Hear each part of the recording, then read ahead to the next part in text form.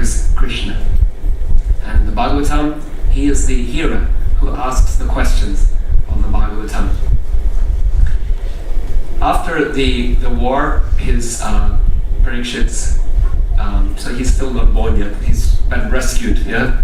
But after the war, his grandfather, granduncle father, Yudhisthira Maharaj, was like a father. He won the battle with his Pandava brothers, but he didn't want to ascend the throne. He didn't want to, because it was the same doubts that Arjuna had before the Kurukshetra war, Yudhisthira Maharaj had afterwards. He didn't want to sit on that throne that had been won through this terrible war, this terrible bloodshed. And Krishna was unable to convince him. And so Krishna took him to Bhishma. And Bhishma said to him, he gave him many instructions, but one thing that he said that made a difference for Yudhisthira. He said, Yudhisthira, your brother is Arjuna, the greatest warrior on earth. Your other brother is Bhima, the strongest, most powerful warrior on earth. Your friend is Krishna, the Supreme Personality of Godhead. And despite having such powerful support, you struggled so much in your life. You had your kingdom taken from you at a young age. You were able to get it back, and then it was lost again, and you were exiled, and then you fought. He said, how did all of this happen? Bhishma said, how could have this happened with such powerful allies as you had? And he said, it must be Krishna's will. Krishna arranged this for you, and he has his reasons. And now Krishna is telling you to sit on the throne, so you do it as service. That's what Krishna has asked you to do. So you do it not for yourself, not for glory, not for power, not for control, but because it is your service to do that. And that convinced Yudhisthira. He went and sat on the throne, and shortly after ascending the throne, Parikshit was born. There was great celebration. Brahmins were invited to give their blessings. And then, when it came time, Yudhisthira had heard that Krishna had left this world. Then he also made arrangements to, this is the palace, battlefield to the palace. Yudhisthira is sitting on the throne, and Parikshit is born there. And then then Yudhisthira hears that Krishna has left this world. And so he hands over the kingdom to his grandson, Parikshit. And Parikshit is coronated as king. So where we have been, we've been to the forest, the mountain, the battlefield, the palace. We have one more place, and that is the kingdom of Parikshit, the rural area of his kingdom. He goes out to survey his kingdom. He comes across an unqualified person dressed as a king. His name was Kali. He's personified Kali. And he was beating a cow and a bull. Personified earth and personified dharma. They were being beaten by Kali, and in fact he had broken 3 of their legs. One leg representing compassion, one leg representing austerity, another leg representing cleanliness. They were broken. The last leg that remained was truth. So these are the 4 legs of dharma: compassion or mercy, cleanliness, austerity, and truth. 4 legs of dharma. 3 are broken. One leg is there. Last leg standing in Kali Yuga. Because of these 4 legs, then we also follow 4 regulative principles to support this principle of compassion or mercy. We don't need meat. To support the principle of discipline or austerity, we don't engage in intoxication. To support the principle, I'll finish shortly and we'll be writing. To support the principle of cleanliness, then there is no illicit sex. And finally, to support the principle of truthfulness, then we avoid gambling. So that's the last leg standing.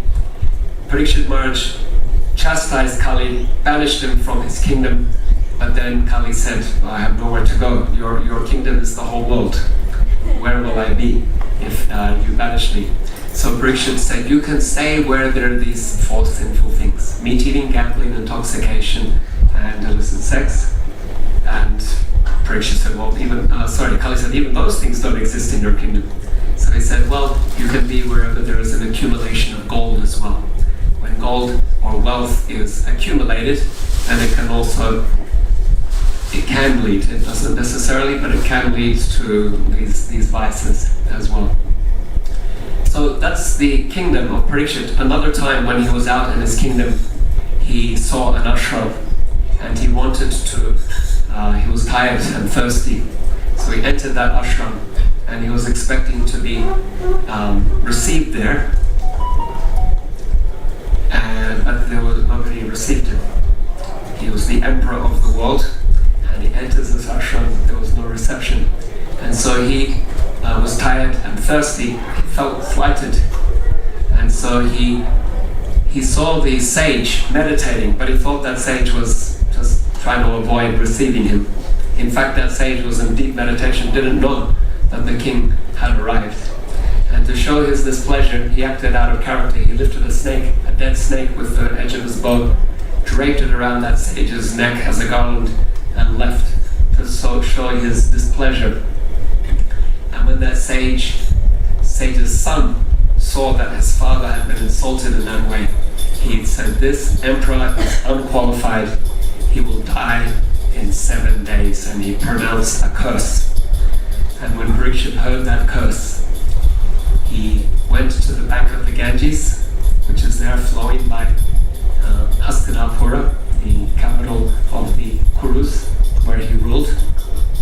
And he said, I will stay here on the bank of the Ganges and just focus myself on reaching the perfection of life in these 7 days that I have available to me. So he was fortunate, he knew he had 7 days. We don't know how long we have, but yeah, time is precious, right? Now is the new year, people take New Year's resolutions. Our New Year's resolution can be to be conscious of time and how precious it is.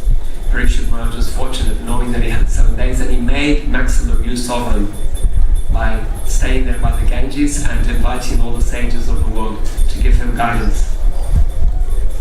And so, indeed, sages arrive from everywhere, all across the universe. Vyas, Narada, Parashuram, Angira, Vishvamitra, and so many others, they were all there, famous sages. And he asked them, what is the duty of a person who is about to die? And when he asked the question, Sukadeva Goswami arrived. He was young, just 16, very handsome, and he was being followed by children who were kind of mocking him because he wasn't dressed, he didn't wear clothes, because he was transcendental to this world and any such considerations. So he was dressed by the directions, and the children were following him and making fun of him. And there is some nice, but when he arrived, all those old ancient sages, they stood to receive him, and they said, let Sukadeva give the answer to this question. And there is some nice message there, that what Sukadeva will speak is very youthful and fresh. And the old religion of the sages, the old Vedic traditions, they are not relevant anymore for this time, for Kali Yuga. They had their place in a time when people had long lives and good memory and they were highly qualified. But for our time, the message that is relevant will be the message that is spoken by the youthful, the fresh message that will be given by the youthful Sukadeva Goswami. And so Parikshit again asked this question, what is the duty of a person who is about to live? About to die, but also for those who will live. And that's the beginning of the second canto. And I'll summarize that in just because we're over time, obviously, by saying that Sukadeva Goswami said, the duty of those who live and those who are to die is to hear about, remember, and glorify Krishna. And that's what the Bhagavatam does. Hear about, remember, glorify Krishna. Glorify God. And then who is God? He's understood as Brahman, all pervasive. It's the first chapter. He's understood as the localized Lord in the heart, as the guide and the witness who gives knowledge, remembrance and forgetfulness. And he's understood as Bhagavan.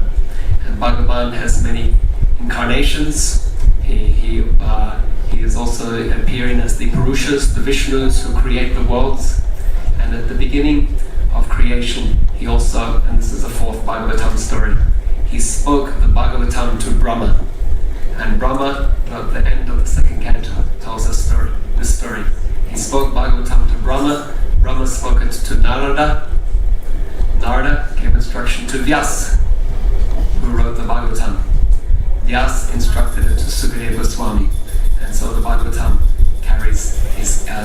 is delivered in a chain of disciplined succession in that way. Okay, so there, Krishna's 2 lotus feet, the foundations for the first and second, for the entire Bhagavatam. 5 places for the first canto.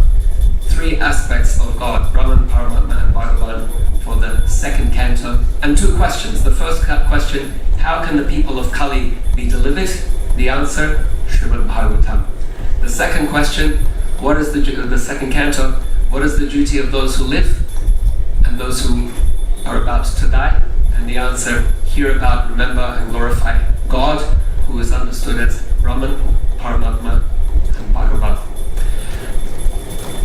Grantaraj Srimad Bhagavatam ki jai, Srila Prabhupada ki jai, Samaveta Bhaktarinda ki jai, Nitai Gaur Premanandi. Okay, so there will be arti now, and I think there's some prashadam being served as well at the same time, and then at 7:30 we'll come back to the Tamparu for kirtan from 7:30 till 9:15 or thereabouts.